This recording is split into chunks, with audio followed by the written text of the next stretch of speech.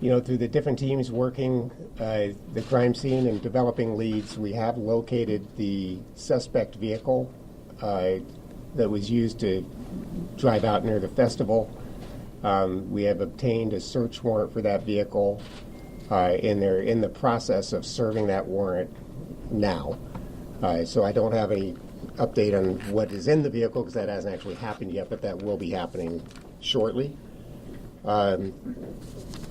We also obtained a search warrant for a residence in the city of Gilroy that was associated to our suspect, and that search warrant was served today. And again, I don't have any details on anything that came out of the search warrant, but that has now occurred. And I wanted to address, there was a young man that thought it would be a good idea to post on social media that he just shot up the G-Fest. And so we've received a lot of calls from people and emails and concerns that, this is an associated suspect to the Garlic Festival shooting. And this young man, his name is Chase Hallow. He's 20 years old, but on his postings, he lists his name as Chase M. Killings. Obviously, that got our attention. So we have located him, we have taken him into custody, and we've determined that he was not involved in the shooting, that he just thought it would be a fun way to get some attention, apparently. So for people that are sending that in or have seen that, we have followed that lead through and determined that that is not associated with this event.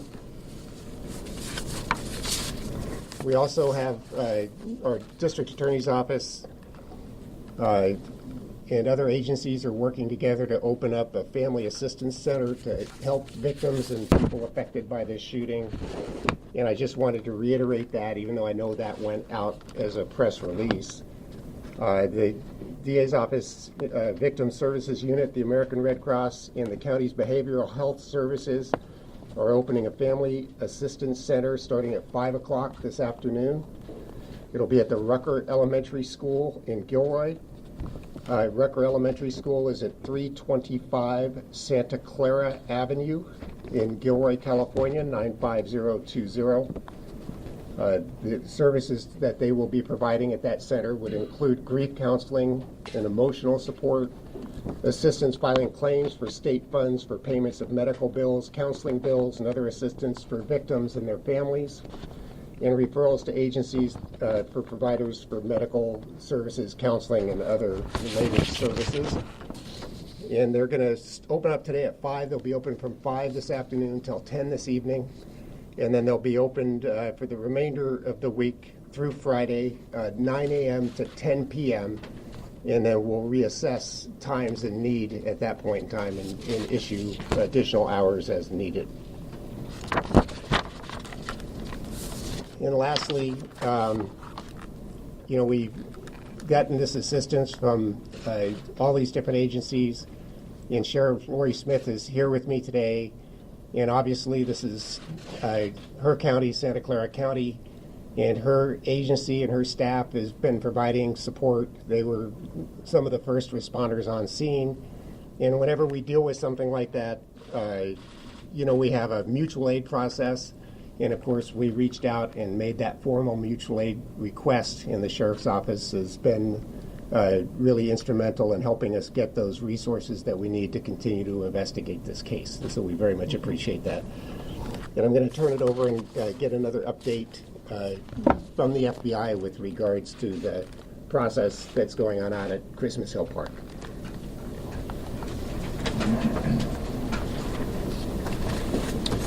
Thank you, Chief. My name is Craig Fair. I'm the Deputy Special Agent in charge of the San Francisco Division of the FBI. I'd like to thank everybody in the public for your patience as we very systematically, methodically, and deliberately process an extensive and complex crime scene, which will take several more days to complete. This afternoon, I want to provide you with updates on two issues. One, the assistance that we are seeking from the public, and two, the efforts of our Victim Services Program and what you can expect from the FBI and the District Attorney's Office over the course of the next several days. In terms of investigative publicity, we are asking for the public for any information you might have on the shooting. Any tips should be called into the Gilroy Police Department at 408-846-0583. If you have any photos or videos, we have launched a website for you to send those media files. That is www.fbi.gov/Gilroy. That's www.fbi.gov/Gilroy if you have any photos or videos you want to share with law enforcement. Finally, I want to share with you that the FBI is working with the local DA's office on victims' assistance and providing assistance to those affected by this tragedy. The FBI Victim Service Division and our evidence response team will be working with the DA's office to collect and return personal effects that are not considered to be of evidentiary value and have not been entered into the chain. This process will take time, and I'm asking please for patience while we identify, itemize, co-locate those items so they can be repatriated with the owners and the families. I will provide you with updates on that process as well as additional victim services as that information becomes available. Thank you.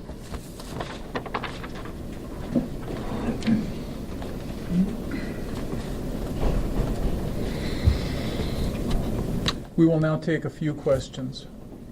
Item for the chief of the FBI. Have you checked, all this talk about a second suspect, have you guys checked to see if the ballistics of the suspect's gun match the bullets and the people who died? And do they? You want to answer that?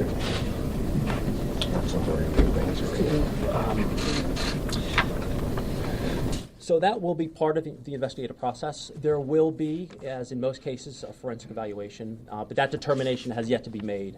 The gun is still collected as evidence and it's on site. We have not taken any steps towards that forensic evaluation at this point.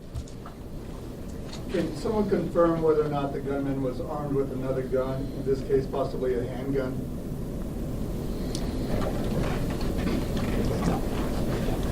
I have not heard that in any of the briefings that I've attended thus far. I spoke with one vendor today who said he saw the gunman and he said he saw him shoot with a handgun, and then when the handgun jammed, he started using the assault rifle. Okay, I have not. That's news to me. I have not heard that. Is there a second suspect out there?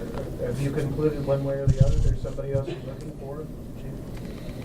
As to the second suspect, we have not made any progress other than what I gave this morning. We're no closer to determining whether there was or was not a second suspect, and if there was, what involvement they may have had. Can you give us more details about the car of the suspect? I don't have that available in front of me. I'm sorry. You mentioned that a warrant was served on a house this morning or today. Can you confirm that that was the house on Churchill? That would be correct. Okay, and have you been able in the past 6 hours to derive anything additional about the suspect's motives or ideology? I have not. I have not had a briefing yet on the outcome of that search warrant or any relevant information that may have come out of it. Anything from the FBI? Have you learned any more about the potential motives? We are currently undertaking social media scrubs, as well as assessing information that's derived from other interviews and investigative techniques that we've deployed over the past 24 hours. Can you guys just talk to the suspect's movement to Nevada? Was he living there, and why was he living there? What did you guys find at his house? I understand a search warrant was served up there. And did he come back here just to do this shooting?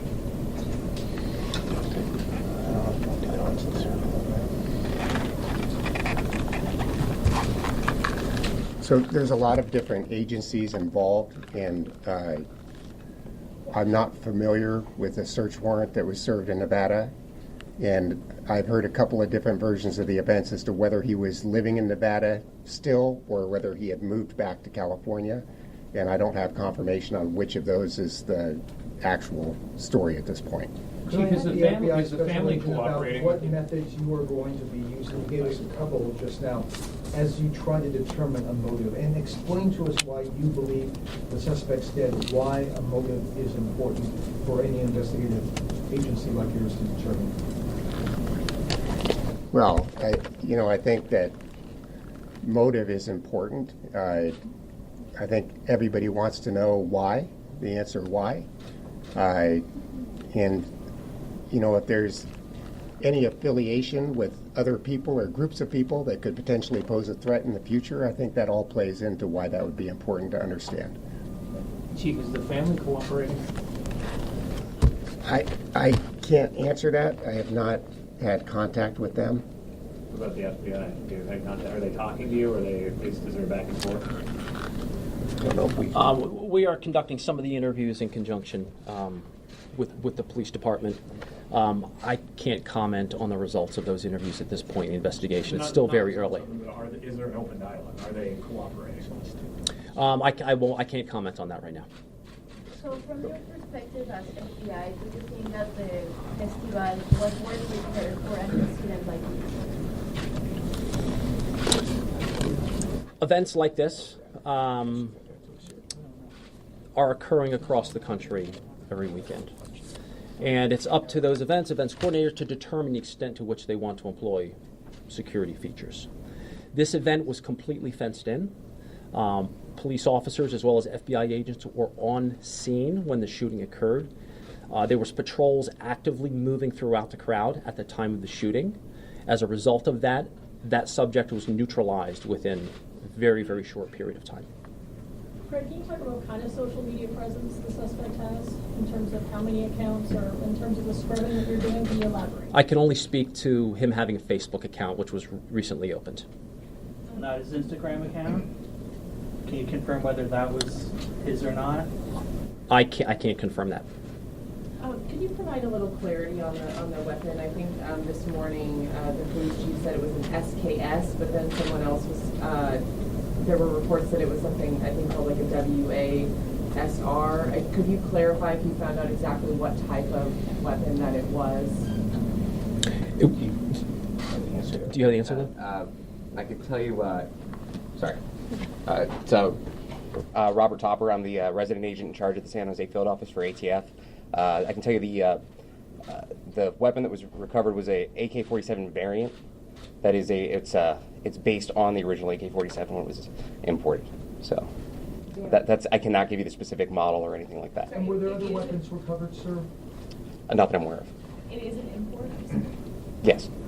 Is it legal in California? I know that'd be a California law question, but That would be a California law question. I know when you deal with guns a lot. Is it legal in California? That I'd have to direct you to California Department of Justice for that. In light of these alleged social media posts with the neo-Nazi referendum, just how random were the targets this gunman was shooting at? Or did he aim at specific people?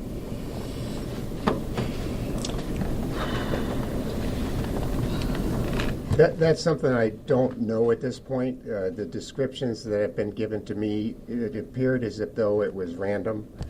But I think we're still too early in the investigation to be able to say that definitively. So when you look at the number of injured, though, Chief, I mean, are we looking at a large number of minorities, the people that are in the hospital right now? Is there any sort of light you can tell us about that? We're compiling a list today of all the different victims and all the different locations. I do not have that list yet. Once we're able to look at that list, I think then you could draw conclusions from that when we see it. And Chief, because of the notoriety of the Garlic Festival, especially in this area, the number of people, can you sort of tell us, was there always in the police chief's mind a concern that, yes, this could be a target?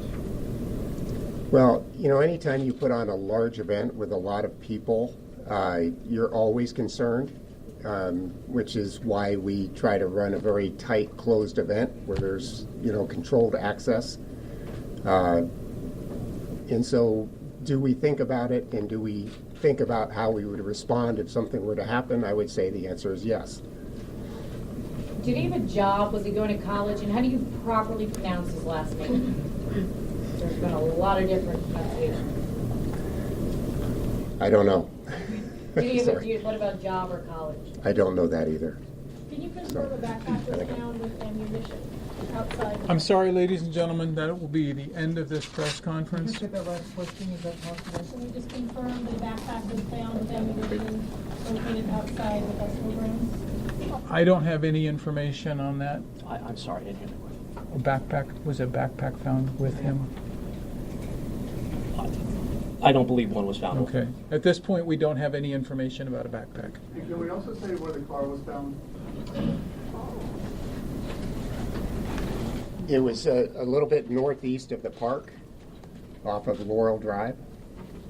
What drive? Laurel Drive. Can you say anything about how the police apprehended them, the details of how they? We are finished with this press conference for this afternoon. I apologize, the chief has someplace he needs to go. Next update? It will be approximately 24 hours from now, tomorrow afternoon. No, there will be one tomorrow afternoon. If you get new information, I would assume you would come to us before that time, though? It will, like I said, I will be relieved. Captain Murphy will be taking over. And yes, he will be putting out information as is appropriate. After people move out, I will field questions from the Spanish-speaking media so we don't have conflicting camera activity. Anyone in the FBI or anyone out of town his last name? I will look into that for you, but I don't have that information right now. And is there a vigil here tonight at 6 p.m.? I've heard that there is a vigil. I do not know the location of the vigil. So Captain Murphy will have your list and will be pushing out. Yes, he has my list. There is, okay. Thanks for your I just want to make sure that.